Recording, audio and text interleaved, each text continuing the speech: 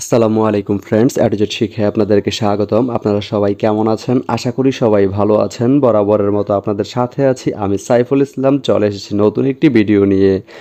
আজকে আমরা জানবো আপনি কুলাউড়া থেকে হরসপুর যেতে কোন কোন ট্রেন রয়েছে, সেই ট্রেনগুলো ছাড়ার নতুন সময়সূচি, বন্ধের দিন এবং গিয়ে পৌঁছতে কতক্ষণ সময় লাগবে বিস্তারিত।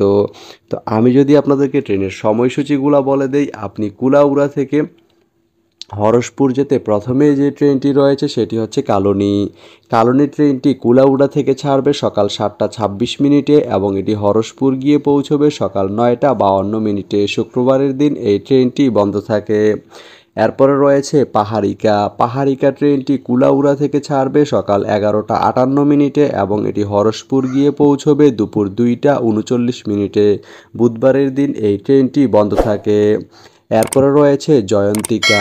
জয়ন্তিকা ট্রেনটি কুলাউড়া থেকে ছাড়বে দুপুর 1:20 এবং এটি হরসপুর গিয়ে পৌঁছবে বিকাল 4:18। বৃহস্পতিবারের দিন এই ট্রেনটি বন্ধ থাকে। এরপরে রয়েছে সুরমা। সুরমা ট্রেনটি কুলাউড়া থেকে ছাড়বে রাত 10:35 এবং এটি হরসপুর গিয়ে পৌঁছবে ভোর 4টায়। এই ট্রেনটির কোনো অফ ডে নেই।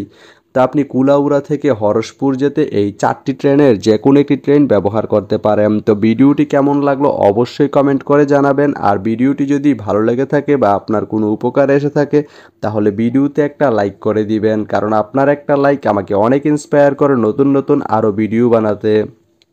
তো ধন্যবাদ সবাইকে ভিডিওটি এতক্ষণ ধৈর্য ধরে দেখার জন্য। ভালো থাকবেন, সুস্থ থাকবেন, অ্যাডজেট শিক্ষার সঙ্গেই থাকবেন।